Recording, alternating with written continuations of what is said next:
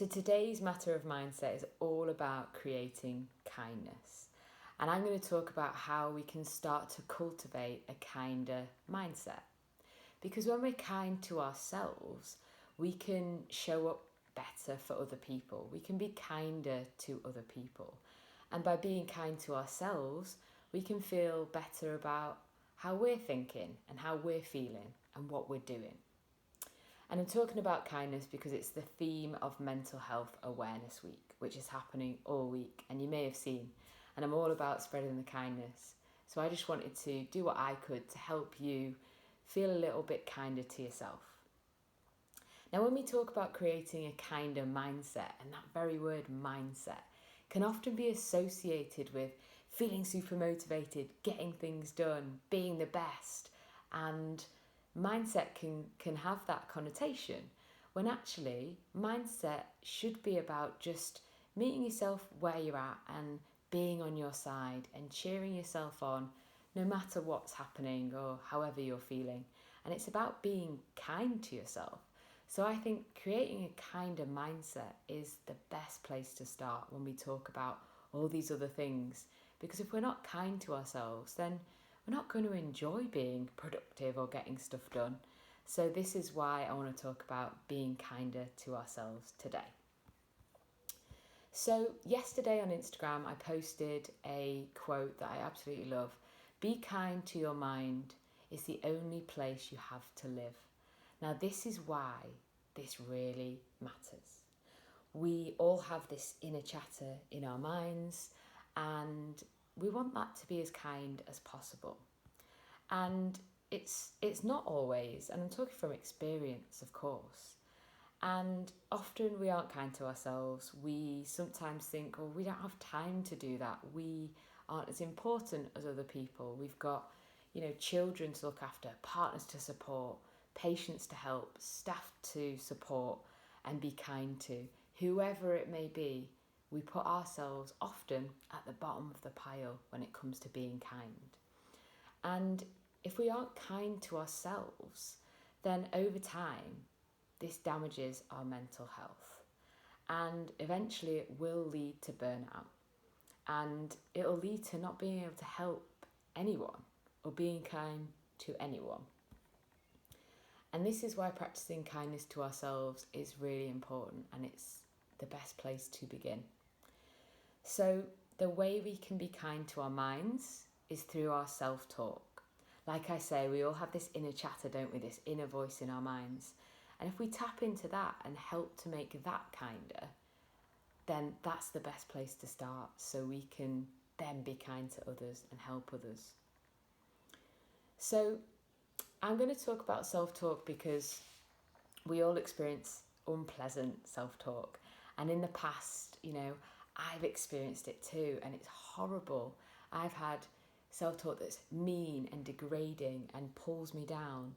And, it's that constant chatter of, you're not good enough, you can't do this, why would you think that? And it's not being kind to us. But thankfully for me, over time, I've been able to tap into my unpleasant self-talk, and I've been able to make it kinder. And with practice, of course, and with support, I'm now so much kinder to myself. And I hear that voice inside my head now, and it cheers me on instead of bringing me down. Now, having awareness of self-talk is really important because it can allow us to understand perhaps where that talk comes from. And for me, I realised that my unpleasant self-talk was made up of external voices and past experiences that I'd had based on expectations and judgments and social conditioning. And this all comes into it. And as well as gaining, support personally and professionally to make my mind kind, the way that I started to address my self-talk was to write stuff down. Now, we talk about journaling a lot, but I'm a big believer in getting stuff out of your head onto paper. It's really effective. And even though it can be difficult and hard, it actually releases tension just physically by writing out our thoughts onto paper. And this is what I'm going to talk about with you. So the best way to capture unpleasant self-talk for me, which you might find helpful, was to do just this, was to grab a pen, grab a paper over the years and just write down what that unpleasant talk is saying and just keep going. And the reason why this is helpful is because it not only releases that tension, but it helps you to see, oh, wow, that's come up. That's what I'm thinking. That's what I'm feeling about that. Helps you to see this self-talk and hopefully be able to look at it and go, oh, I need to maybe address that, or I need support with that, or wow, I'm feeling that. And then take steps to process that. So it helps us to detach, which is great.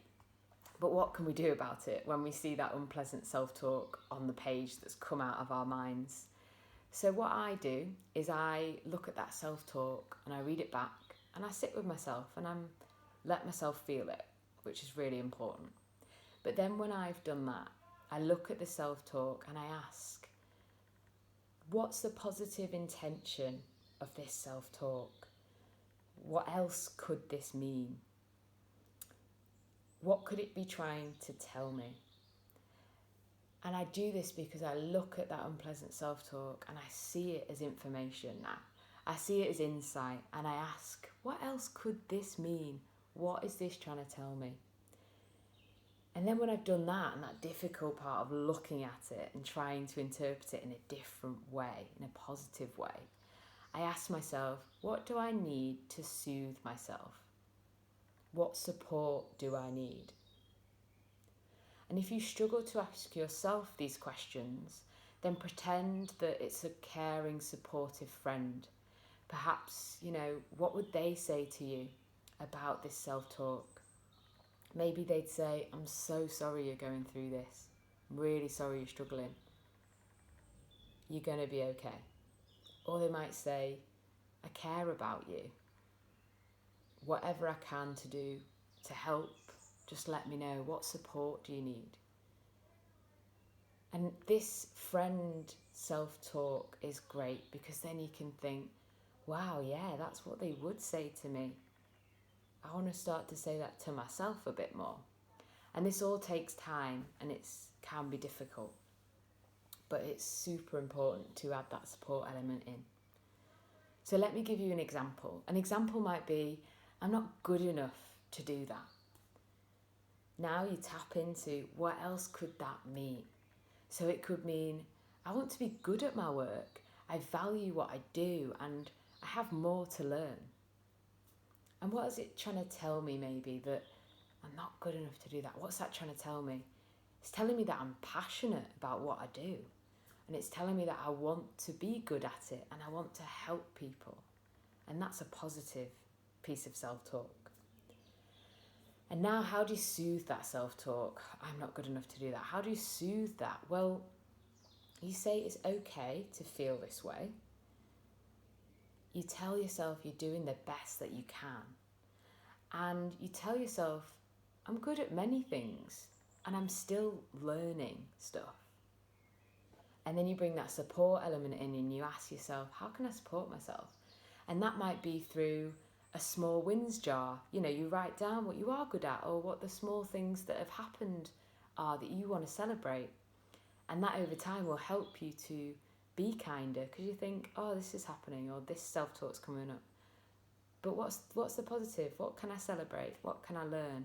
What support can I give? And from others, the support may be, well, look at what you are good at and see the things that you don't know yet as a chance to learn. And I keep talking about learning because learning is the best way to reframe stuff that's unpleasant and self-talk that's dragging us down. You just say, well, I'm still learning and I'm still on my journey.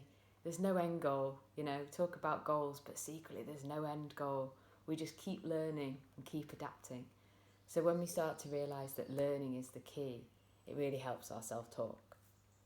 Now, of course, confronting unpleasant self-talk is difficult. And I know from personal experience, like I said, I've had those voices that are pulling me down, that are mean, that are nasty. But it's over time, by processing it and getting in touch with it, that it will improve your mental health. Because dealing with our emotions and facing them and feeling them is really important. And that process is hard and it can take time, and you need support, of course, with that. And there are many ways that you can look at your self-talk and begin to tweak it and amend it and adapt it. And this is just one way you can do it and reframe that self-talk. So remember, check in with where you're at and tell yourself it's okay to feel how I'm feeling. Then grab a journal and just write everything down that you're thinking and that unpleasant chatter and talk in your mind. Get curious if you can about what it means, what it's trying to tell you. And be kind to yourself, of course, throughout this. Just doing this process is a kind thing to do. You're supporting yourself by doing this. And then you can go through that questioning that I talked about. What can we learn? What is it trying to tell me? What else could it mean? How can I soothe myself? And what support do I need? So let me know how you get on with this. This stuff takes time. It does require you to be kind when things are difficult. And this is just a little taster of self-talk and how you can address it to be kinder to your mind. It's something I explore with clients in one-to-one situations where we really dig deep into this stuff, because it's often this stuff that's stopping us from doing and feeling how we'd like to. So as always, sending lots of good vibes. As I say, get in touch if you need some support with this, and let's continue spreading some kindness. So kind to ourselves and kind to others. I hope to see you soon, and have a great week.